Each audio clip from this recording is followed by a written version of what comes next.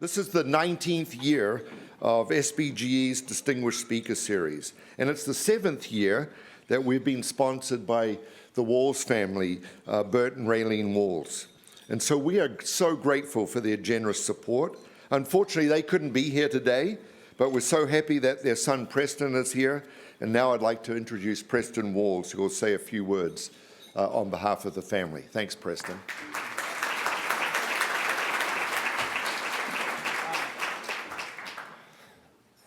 All right, I'm not big standing in front, so thank you, Ross, for having us. My parents, Burton and Ralene, they unfortunately cannot be here. They are traveling somewhere off the coast of Africa on some ship. I get smoke signals from them periodically. I have no idea where to keep track of them, but they have loved putting this on. They've loved coming to these events. We've always had really engaging, energetic conversations, dialogues that have come out of it, and we've been getting a sneak preview of today's conversation here with Governor Locke, and it's I'm intrigued and excited for what's to come.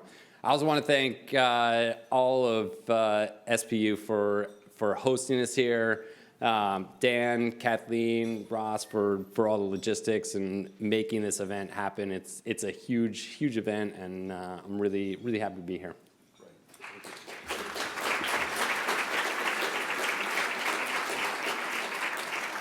Thanks very much, Preston. Now I'd like to introduce to you today's 2020 Distinguished Speaker, Governor Gary Locke.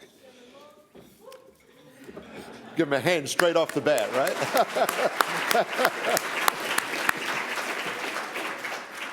We are honored today to have someone who has devoted his life to serving others. He is the ultimate example of a servant leader, whether it be as governor of Washington, where he served 2 terms, that's 8 years, or as U.S. Secretary of Commerce under the Obama administration when he served nearly 3 years, or as ambassador to China, where he served for 3 years. In each role, Governor Locke has been a leader in the areas of education, employment, trade, healthcare, human rights, privacy, and the environment. As Washington's 21st governor from 1997 to 2005, Governor Locke increased exports of Washington state products and services by leading trade missions to Mexico, Europe, Asia, and more than doubling our state's exports to China. During his tenure, he achieved bipartisan welfare reform and oversaw the gain of 280,000 private sector jobs despite 2 national recessions. Governor Locke had the most diverse cabinet in state history. More than half his judicial appointments were women, and 25% of appointments were people of color.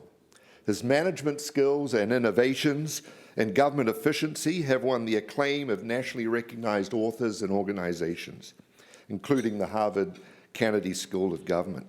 During his tenure, Washington was ranked one of America's 4 best managed states. As the 36th Secretary of Commerce from 2009 to 2011, he led President Obama's National Export Initiative to double American exports. He assumed a troubled 2010 census process, and under his active supervision, he achieved over $2 billion of cost savings. He also achieved the most significant reduction in patent application processing in the agency's history, bringing that down from 40 months to 12 months. As the 10th U.S. ambassador to China from 2011 to 2014, he opened markets for made-in-USA goods and services. He reduced wait times for visa interviews of Chinese applicants from 100 days down to 3 days. And through the embassy's air quality monitoring program, he exposed the severity of air pollution in China, causing the Chinese people to demand action by the government, and the government in turn to start addressing the issue. Amazingly, the picture up on the screen today, you can see 2 students there with Governor Locke. Those 2 students are actually SPU students.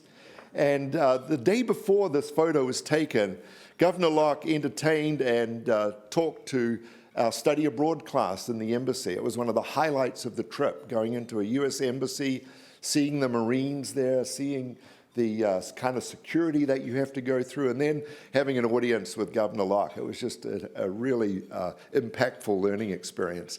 But the very next day, when they run into him at the Great Wall, they just couldn't believe their luck. And so, and so that's a great picture that we have of him. So we've just appreciated his hosting our students and being part of their learning when they were in China. After leaving public service in 2014, Governor Locke started a company called Locke Global Strategies, a company that provides strategic advice and consulting services to businesses in the US and in China across a whole spectrum of issues, including international trade. He also is a senior advisor and consultant for the Davis Wright Tremaine law firm, where he consults with their clients on domestic and international clients in several areas, including trade, regulatory areas, investment issues from local to international levels. And I would be remiss if I didn't tell you that Governor Locke received his Bachelor of Arts in Political Science from Yale University and his Juris Doctorate from Boston University School of Law. He is a board member on several publicly and privately held companies, and most importantly, perhaps, he's the proud father of 3, Emily, Dylan, and Madeline. So this afternoon, Governor Locke will touch on some of the foundations for America's success, as well as some of the growing tensions in society, both economic and social. After his presentation today, there will be a short opportunity for a question and answer session, so get your questions ready. Governor Locke, it's an absolute pleasure to welcome you today to Seattle Pacific. Thank you very much.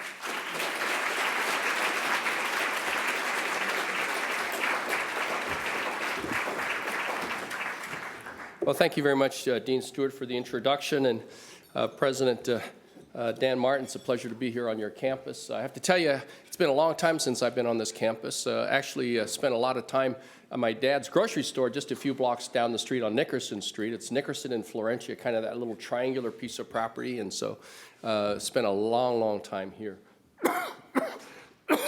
By the way, I've not been to China lately, nor have I been in contact with anybody who has been in China lately.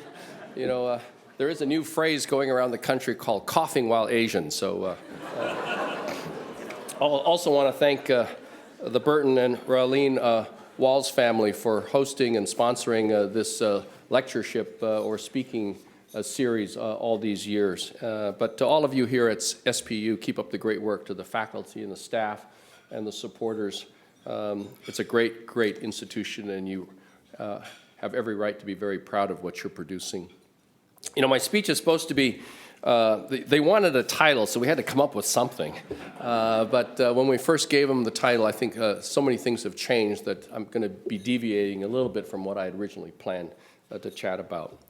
Let me just start off by saying a lot involving China has been in the news lately, the trade war with China, and now this new coronavirus. As for the trade war, I'm very pleased that a truce has been declared, even if it's only a temporary pause, featuring a commitment by the Chinese to buy billions of dollars more of American products, and then also President Trump's promise not to raise tariffs any higher on Chinese goods, and even a slight reduction of some of the existing tariffs that were imposed. But I have to tell you that the fundamental issues and concerns that America has with China's trade and economic policies have not been dealt with, and they still remain. We're talking about protection and enforcement of intellectual property, like patents and trade secrets, the forced transfer of technology as a condition of doing business in China, and the unfair government subsidies to Chinese companies who can then compete unfairly around the world against U.S. and foreign firms. In the meantime, most of the U.S. tariffs or surcharges on these Chinese goods continue. And I have to tell you, this is not a tax on China. These tariffs are on products from China, whether it's machinery, automotive parts, electronics, household appliances, clothes, furniture, shoes, sporting goods. These are paid for by the companies ordering these products from China, whether it's Macy's, Target, Costco, Nordstrom's, Microsoft, O'Reilly's, Auto Parts, Ford, True Value Hardware, etc., and they're all passed on to the consumer. Financial institutions and even U.S. government agencies estimate that these tariffs are costing the average American household some $500 to $800 per year. The other big news is, of course, the coronavirus spreading across China, which as of yesterday had infected more than 60,000 people worldwide, all but about 450 in China, and the biggest concentration of those with the virus outside of China are on this cruise ship that's docked in Japan. And this virus has claimed over 1,300 lives, all but 2 within China. And of the approximately 400 individuals in America who are being watched, there are only 13 confirmed cases who actually have the virus. 318 cases have shown up to be negative, and we're awaiting the test results of another 67. But most of the cases within China are in this city called Wuhan in central China with a population of about 11 million people, which right now is under lockdown and cut off from the rest of the world. People cannot travel in and out, and all the businesses are closed down, and people cannot congregate in public places. And they're limiting who can even go to a store and how often you can go to a store to buy food. But this is affecting not just Wuhan in China. Throughout China, factories, shops, restaurants, subways, buses are empty. And anybody who's actually been in and out of Wuhan, you now have to report daily to the government on your health conditions. And maybe only one person in the family is allowed to go out every so many days to get food and groceries or medicine. Contrast this coronavirus with SARS that also emanated from China almost 20 years ago, infecting some 8,000 people worldwide, but with a fatality rate of some 10%. More people have been infected with this new coronavirus, but thankfully the mortality rate is around 2% or lower. Further contrast this coronavirus with the flu, which this year sickened 19 million Americans and claimed over 4,000 lives here in America. Of course, with the flu, you know who might be sick, and those who are sick try to avoid others, and if you think someone is sick, you avoid them as well. But with this coronavirus, people who seem perfectly healthy can transmit the disease.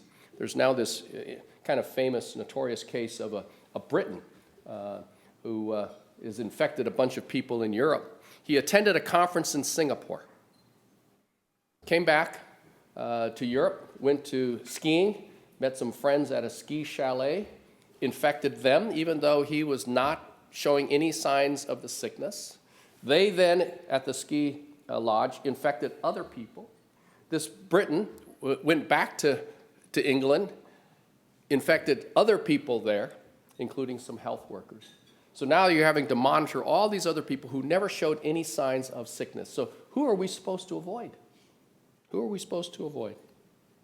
And I raise these two topics, the trade war and the new coronavirus, because they highlight some of the contrast between the United States and China, but they also underline some of what is best about America. Shortly after I arrived in China as the United States ambassador, I attended a dinner with some Chinese and American entrepreneurs, and our Chinese guest asked us Americans what we thought was key to America's success. After hemming and hawing, we kind of responded with a variety of thoughts, but it was our Chinese guest who came back and asserted that the key to America's success is America's rule of law. And after further thought and discussion, we Americans generally agreed. Rule of law and freedom of speech, I would add, are key pillars of the foundation making America such a successful, innovative, dynamic, stable society, one that has attracted and continues to attract people from all around the world. As Dean Stewart mentioned, I'm a lawyer, and I got my start working 4 years as a criminal prosecutor here in Seattle. I prosecuted people charged with burglary, robbery, drug trafficking, and murder. In America's criminal justice system, whether it's a minor break-in or a life and death prosecution, everyone is presumed innocent until proven guilty. And moreover, in our legal system, everyone, the big guys and the little guys, rich or poor, famous or unknown, have a fair shot and are treated equally. A small company can take on Microsoft and win. You can sue the US government and win. The rights of the little guy are the very foundation of the American legal system. And when I was governor, I was sued by people who disagreed with my policies, and some of the lawyers filing the lawsuits were my friends. But I knew it was their responsibility. I never took it personally. Through the generations, our courts in America have established that no one is above the law, not even the President of the United States. In 1974, in the United States versus Nixon, the Supreme Court ordered the White House, over President Nixon's strenuous objections, to release audio tapes of recorded conversations taken in the Oval Office. Information in those tapes led to the discovery of a cover-up of illegal activities in the White House, the breaking in and the burglary of various people, which eventually led to President Nixon's resignation. Rule of law gives our government greater legitimacy because people have confidence that there are fair and transparent ways to redress concerns, whether it's a dispute with another person, against another company, or with a government agency. Now, rule of law does not necessarily ensure a favorable outcome for any particular individual or a litigant. I mean, obviously, in a court case, the losing party certainly won't agree with the outcome of the case. But in America, they generally walk away believing that they had their day in court, a fair day in court. They walk away with confidence in the basic integrity of our legal system. Just as in a sporting event, you might not always agree with the decision of the referee, but the players and the fans can accept the outcome of the game even if their team loses, if everyone plays by the rules, and if everyone believes that the referees have been fair. A recent example of this confidence and faith in our legal system took place in the 2000 U.S. presidential elections in the case of Governor George Bush versus Vice President Al Gore. For the first time in U.S. history, the outcome of a presidential election came down to 9 votes, the votes of the 9 U.S. Supreme Court justices. They had to decide what procedures Florida would use in counting and recounting some very confusing ballots. A decision that everyone knew at the time would determine the presidency of the United States, because under the Electoral College decision and method of picking a president, it all came down to Florida. And the gap between Bush and Gore was just a few hundred votes. And you had these ballots that didn't quite line up, and chads and things like that were dangling, and they could not figure out how to count those ballots. Their decision on how to count those disputed ballots in Florida favored George W. Bush, even though most observers later determined that Vice President Al Gore actually received more votes in Florida and thus should have been declared the next president. But while the court's decision was extremely controversial, even Vice President Al Gore and his supporters accepted the Supreme Court's decision because they believed in the basic integrity of our legal institutions and our legal process, and they believed in the need for finality, a final decision. In many other countries, such a close and hotly contested presidential election would have resulted in revolution or even the military seizing power. The American people's acceptance of the court's determination of who would be the next president is a clear testament to the value and stabilizing power of rule of law. This lack of strong rule of law in China is at the root of much of the trade and economic tensions between our two countries, which has led to the trade war. The lack of strong protections for intellectual property and weak enforcement of what laws they do have, and a judicial system that is not independent, but is actually controlled by the government. Not just the government in Beijing, but even by local government officials. As ambassador, we were oftentimes having to help out U.S. citizens, business people, who had been detained for over a year without any charges being put forth because a business competitor did not like the American business person and went to a local government official and had that person arrested. And they were in jail for maybe a year before charges were either filed or dropped, and they were released. Rule of law is very, very important to the progress and stability of a country. Another force of stability, progress, and innovation in America is our freedom of speech. In the Wuhan coronavirus, the Chinese government's suppression and censorship of early warnings of the outbreak by a health official, and even persecution of that health official, prevented awareness of the true seriousness of the disease and prevented a robust response until perhaps it was too late. The doctor who first sounded the alarm, who then died from that disease, he was summoned by the police station or to the police station and reprimanded for rumor mongering. And he was forced to sign a confession acknowledging his criminal behavior. And even when it became clear this was a dangerous epidemic, local government officials early on minimized the seriousness and the degree of the outbreak. Well, China and its people are certainly paying the price for the censorship and suppression of the initial news, analysis, and discussion of this virus. For us here in America, protection of free speech offered by the First Amendment is not just for speech that reflects the majority opinion or the government viewpoint, but more importantly, the expression of ideas that do not represent the mainstream and that are not popular. Because society benefits from the airing of those views. Even as hostile and as racist as some of these comments might be, we need to hear what people are thinking and saying. If we censor speech that we don't like, what's to stop someone else from censoring the speech that we want to engage in? We cannot have censorship of speech just based on who is saying it and what the topic is and what they are saying. In fact, full discussion, robust discussion of even unpopular views that we don't agree with, can force us to re-examine our views and make us even stronger in our views and defend our views more vigilantly. Society benefits greatly from the airing of diverse views. They can provoke much needed discussion of topics. They can inform and influence the opinions of the majority, and in doing so, bring about policy changes that improve society. This has happened time and time again in American history. And here's two examples. First, the Civil Rights Movement. Although President Lincoln's Emancipation Proclamation to free slaves was issued in 1863, much of the country remained segregated over the next 100 years.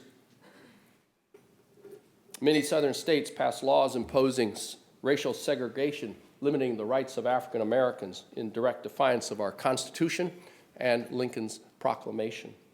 But using our constitutionally guaranteed right to free expression, civil rights leaders in the 50s and the 60s, through words and deeds, eloquently argued that segregation had no place in a modern democratic society. And the moral force of the Reverend Dr. Martin Luther King Jr.'s "I Have a Dream" speech moved a nation and helped politicians to act, and within 2 years, historic civil rights and voting rights laws were enacted by Congress, outlawing major forms of discrimination. A second example of the critical role of free speech in American history concerns the protest against the Vietnam War. Among those who spoke most eloquently against the war was a future U.S. Senator and Secretary of State, John Kerry. In 1971, as a representative of the group Vietnam Veterans Against the War, he spoke at a congressional hearing, and he gave this famous quote: "How do you ask a man to be the last man to die in Vietnam? How do you ask a man to be the last man to die for a mistake?" Obviously, those were not words that President Nixon and our military leaders wanted to hear. Yet by exercising their freedom of expression, hundreds of thousands of American protesters forced the U.S. government to change course and end the war. Of course, freedom of expression is not just about making memorable speeches. It includes the free flow of information. And this unfettered, unrestricted access to information is essential for societies to modernize and to advance. We also know that diversity of opinion and the free flow of ideas have never been more crucial to a country's success than today in the age of the internet. As more people go online, freely contributing their ideas, the more valuable the network to everyone. But if people aren't free to fully express their thoughts or participate online, then the full potential of the internet can't be realized. This is certainly true in the public health arena, as we've seen with the new coronavirus and indeed with past pandemics around the world. Because in this globalized world now, where most of the pressing problems know no national boundaries, where all nations suffer when any nation puts up barriers. One of the things that makes me proud to be an American is how through the generations of our history, Americans have continually worked to make the United States, or bring the United States closer to the ideal of forming a more perfect union, as the preamble of our Constitution says. We're not a perfect nation, but we at least acknowledge our shortcomings and strive to move forward. And free speech and rule of law are the main pillars of this ideal.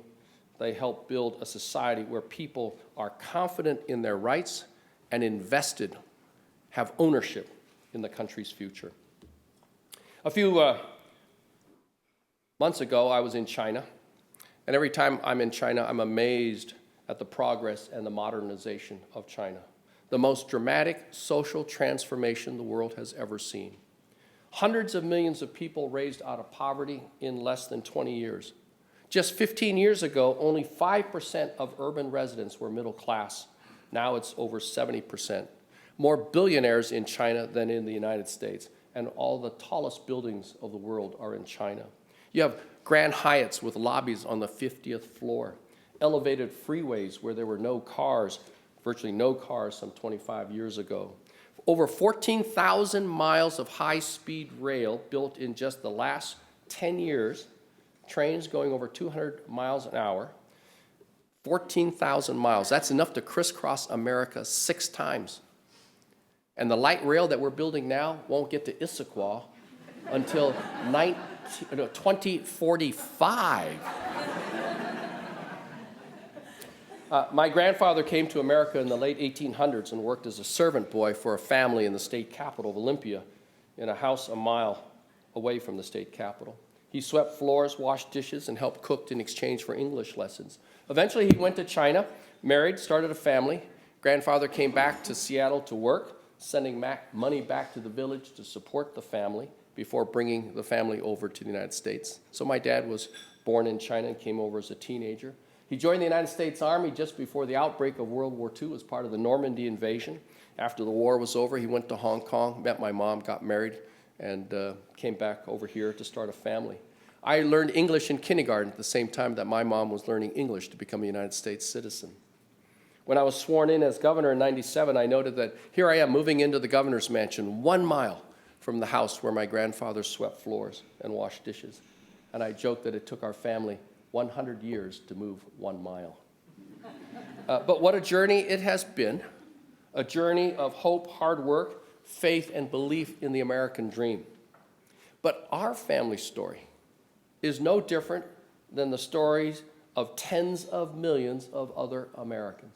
Because except for the Native Americans, we in America are all foreigners, whether first generation or 10th, whether our ancestors came here on the Mayflower, on a slave ship from Africa, or on a vessel from China.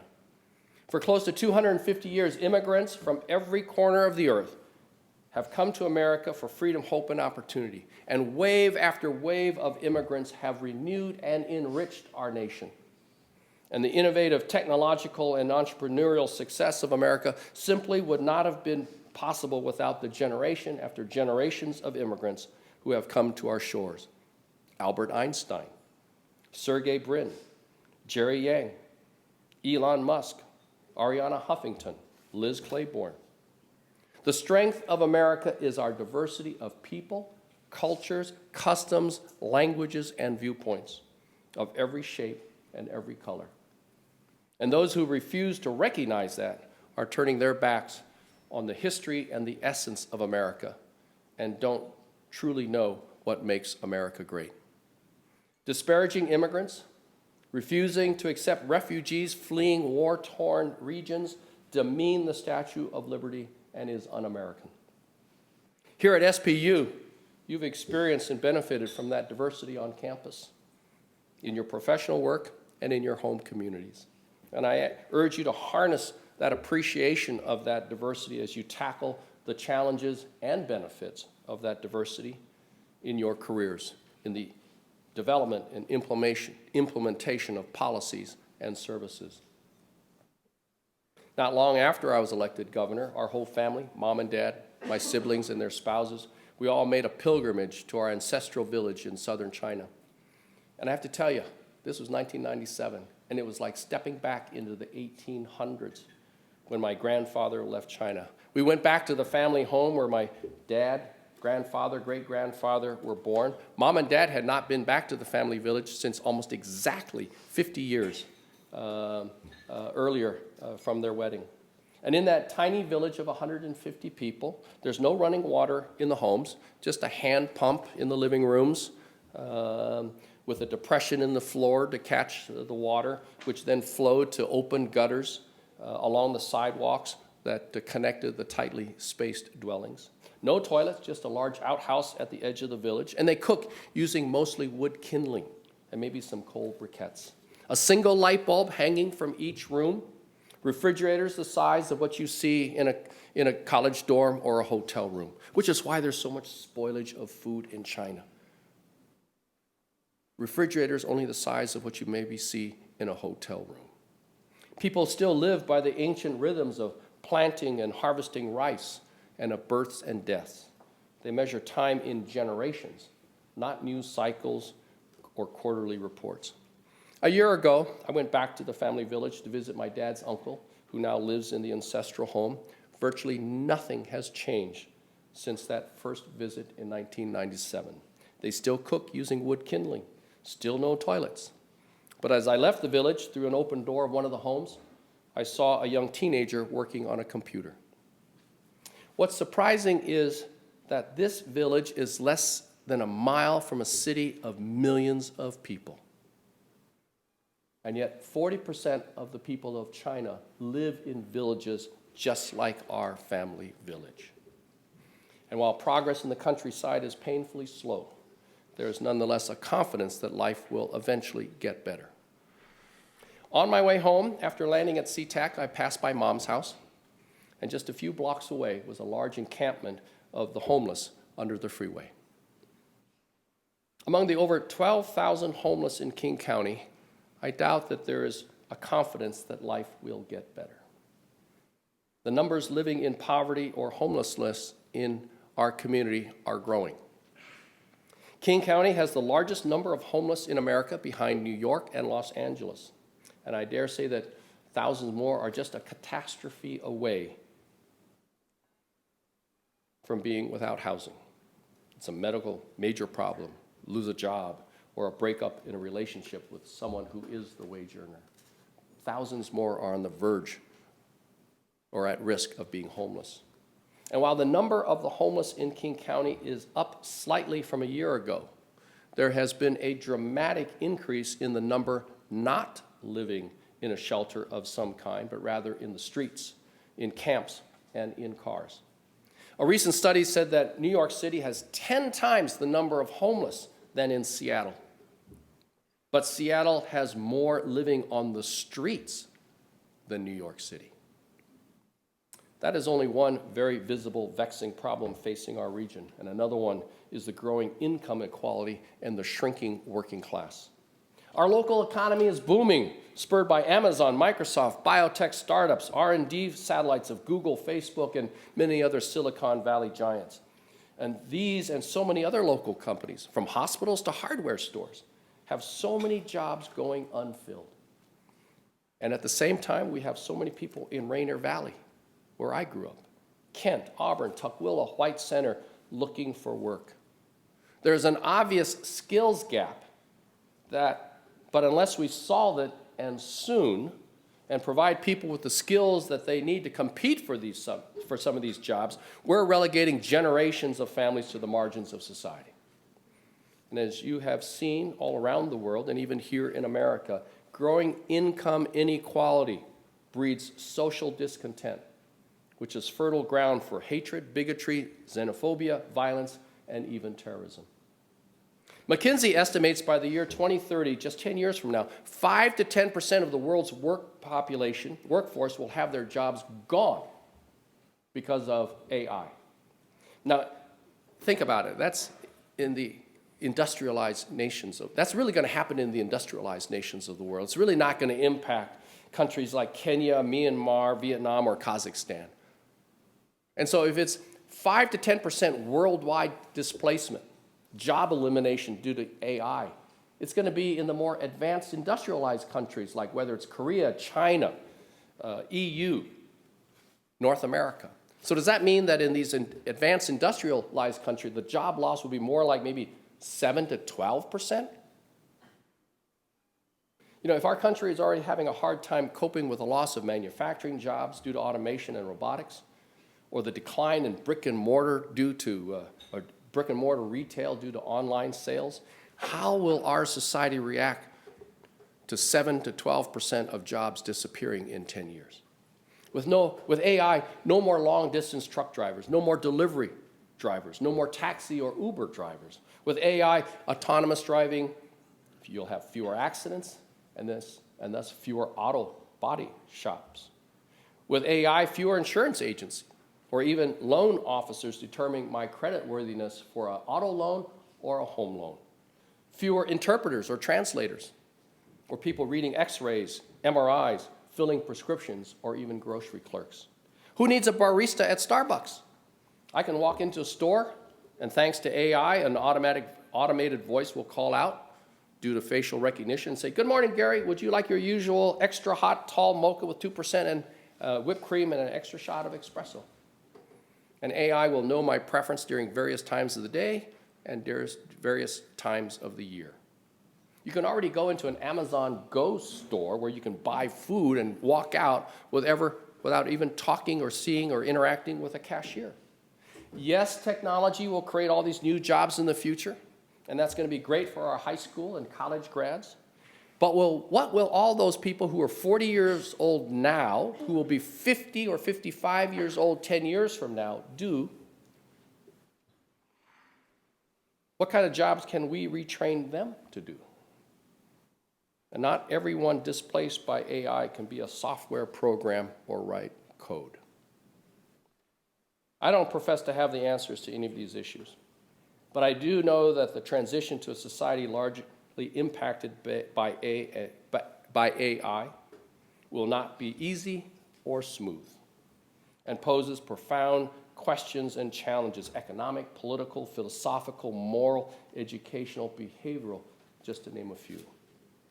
Governments, educational institutions, and community organizations cannot wait until 2030 to begin to address the impacts of AI.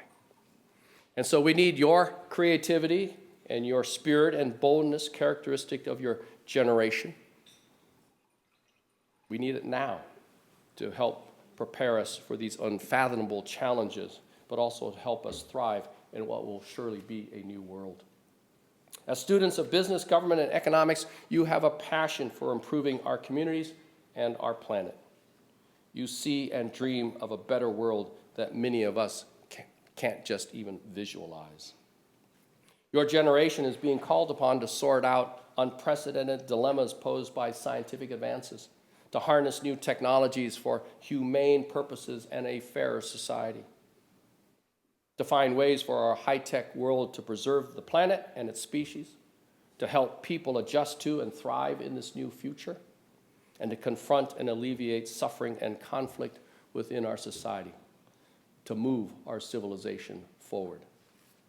Never before have the challenges facing America, the community of nations, and our planet been so daunting. But with your passion, with your vision, and the skills and the studies that you've gained here at SPU, and the people that you've interacted with, we know that you will answer the call. Thank you very much.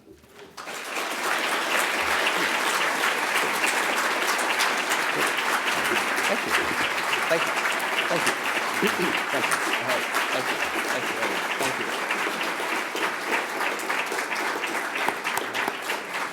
Thank you very much, Governor Locke. Now, he's graciously agreed to some question and answer time, so I'm going to leave it over to you, Governor Locke, to conduct that. Thanks so much. Thank you.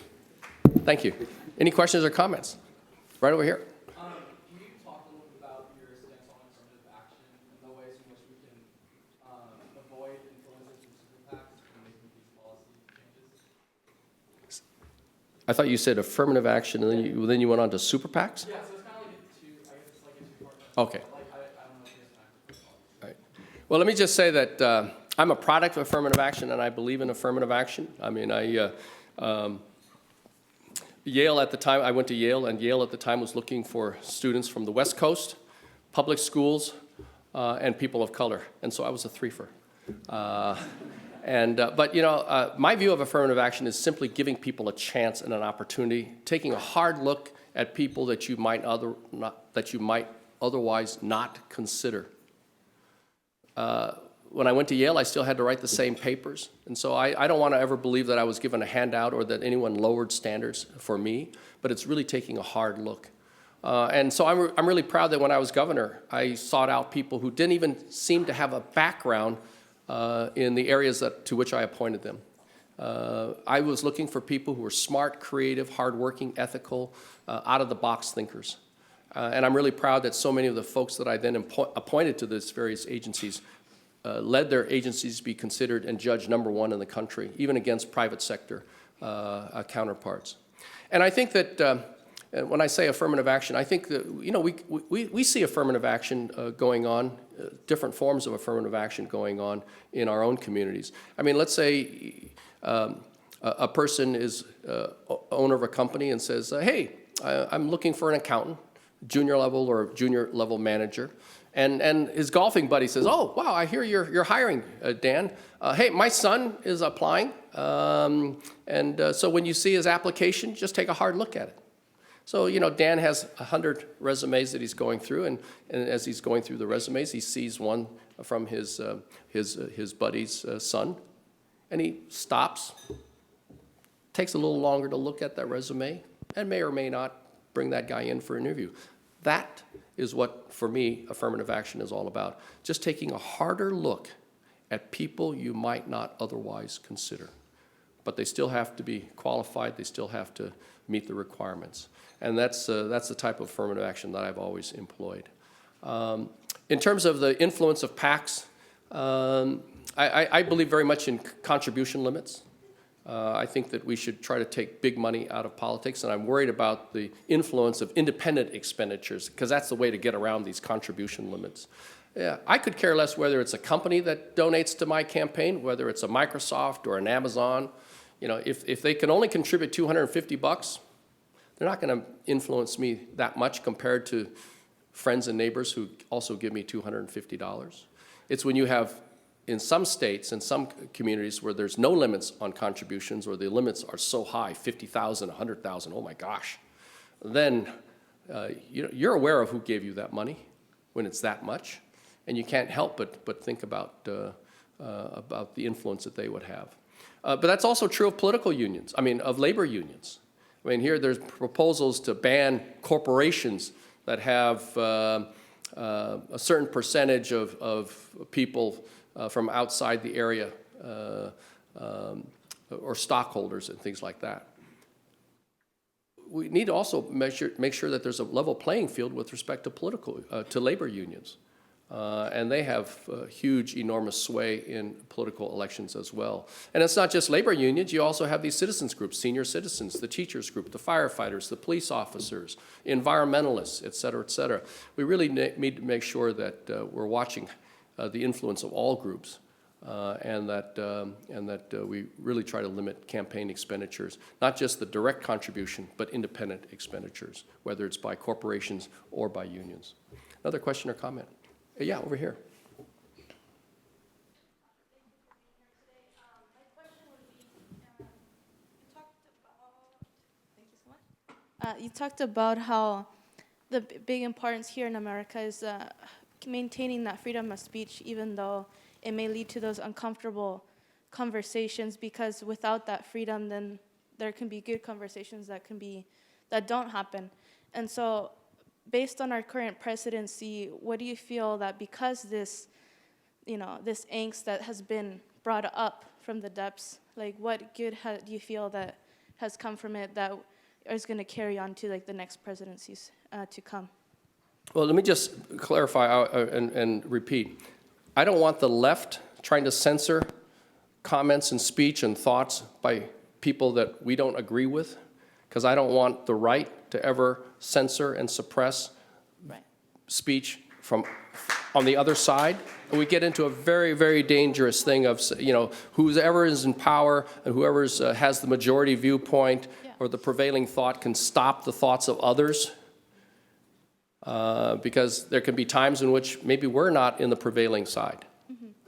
Let me just say that with respect to the discontent that's clearly evident within our national politics, I blame both the Democrats and Republicans for this.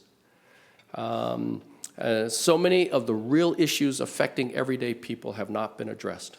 And the politicians, the left and the right, Democrats and Republicans, have focused on their core issues, which, whether you're a Republican or Democrat, you think may be great, but it's not touching real everyday Americans. So many people are worried about their future. There's an angst, there's an anxiety out there. And President Trump, to his credit, talked about it. He offered solutions that I thought were unreal, untrue, unrealistic. But he said, we're going to bring back all the manufacturing to America. We're going to kick out the immigrants. We're going to build a wall. We're going to go after China. We're going to bring back coal.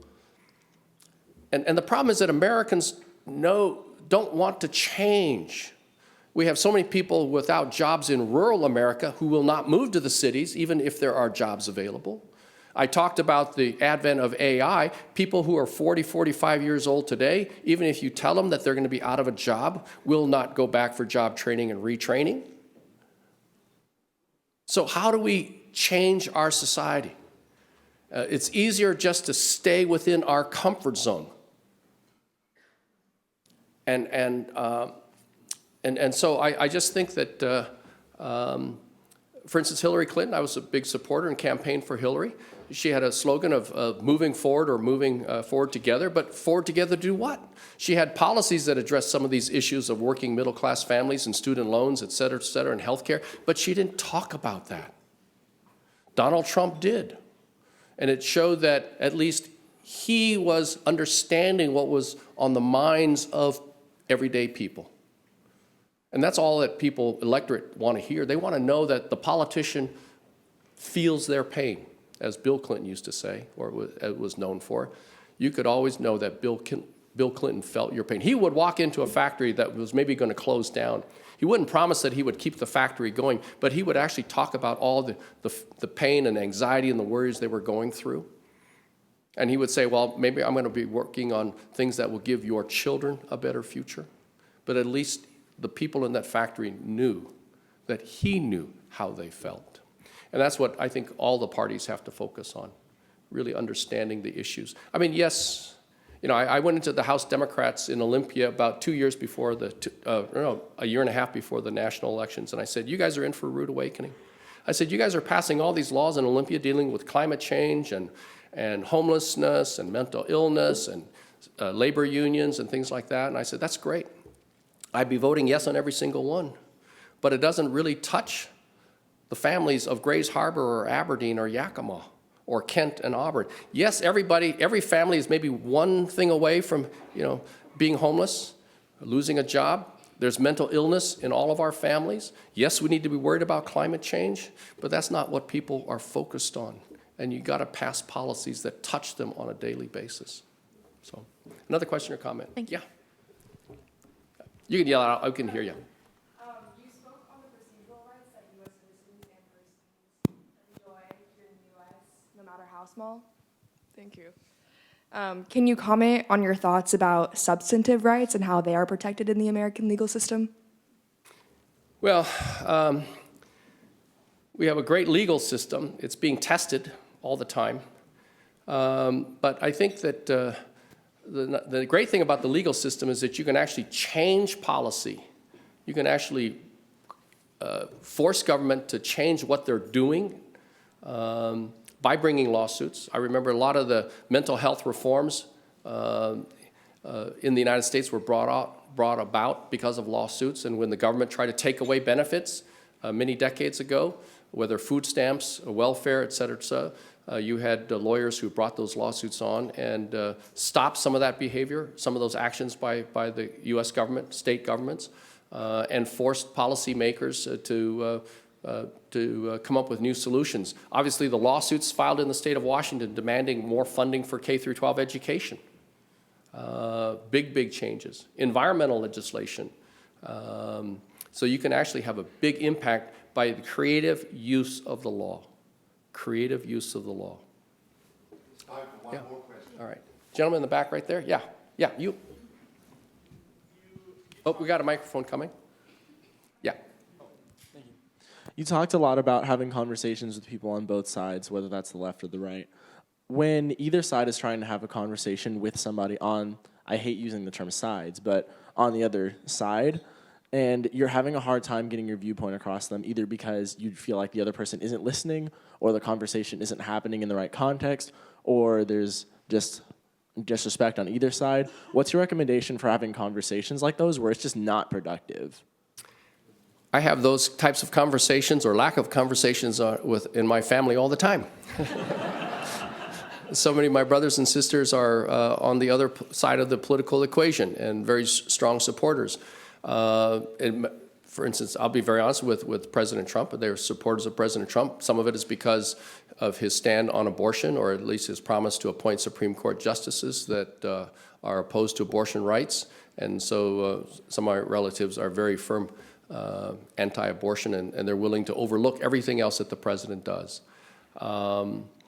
I try to talk about it from their viewpoint, and maybe just to bring a little bit of using some of their principles to say, to have that conversation. And after a while, we just try not to talk too much.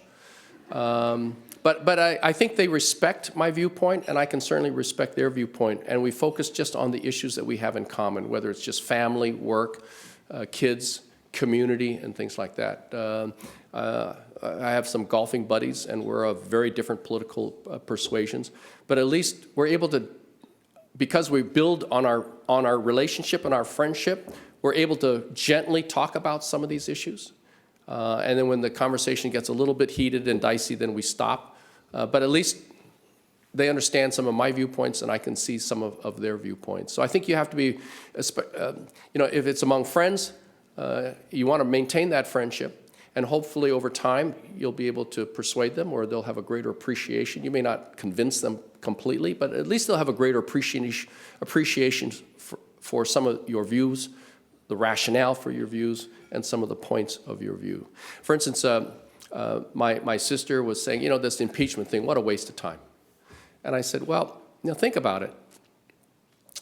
Prosecutors oftentimes have to file charges in a criminal case, even though they know they cannot get a conviction. But you feel you have a moral duty, a duty to the community, to make such a statement, even though you know that the chances of winning the case in court are pretty slim. And I said, in the case of the impeachment, everybody knew that the president would not be thrown out of office, but the House of Representatives had a moral obligation, given what had come out, for them to proceed. Politically, they may have known, and Nancy Pelosi may have known, that it was a loser for the Democrats, but a sense of obligation and duty to the Constitution to proceed. And I said, that's similar to what we do in the prosecutor's office from time to time. And she says, oh yeah, okay, I can understand that. So, you try to sometimes approach this topic in an indirect way, but you still try to advance your viewpoint. But never be ashamed or reticent about how you feel and the strength of your convictions. How you engage in the conversation is just as important. And I hope that we'll always continue to have those conversations. You know, it was not long ago that people who wanted to talk about LGBT rights were in the minority.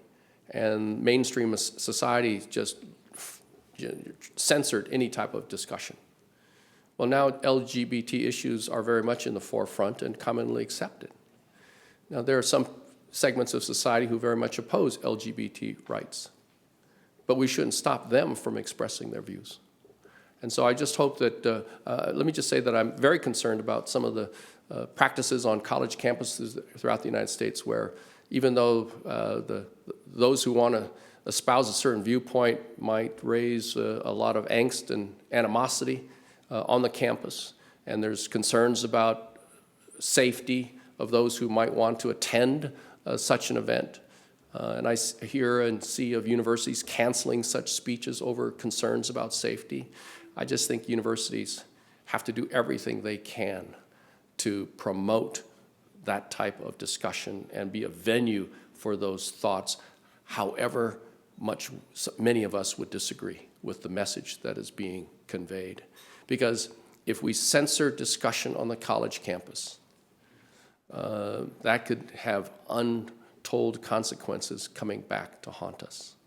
We don't want the right to censor views that we have. We don't want the left to censor views on the other side. That's what universities are all about, that discussion, unrestricted discussion, debate, and of thought, and hopefully formulation of new thought. And that will always benefit our society. Keep up the great work. Thank you very much.